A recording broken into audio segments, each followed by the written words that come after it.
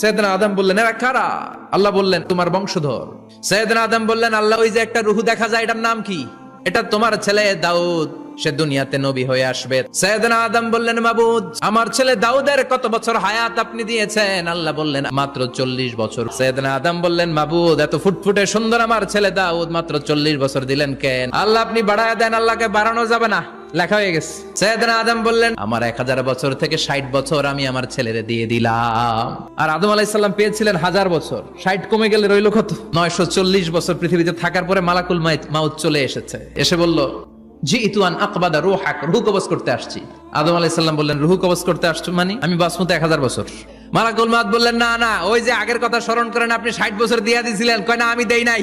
মালাকুল মাউত বলে, আল্লাহ, ঘটনা দেখেন, দিয়া কয় দেই নাই। আল্লাহ কয়, থাক, কথা কইস না, আয়া পর। ভুলে গেছেন উনি। সেদিন থেকে আল কিতাব ওয়া শুহুদ, মানে লিখে রাখার সিস্টেম আর সাক্ষীর সিস্টেম চালু হয়েছে।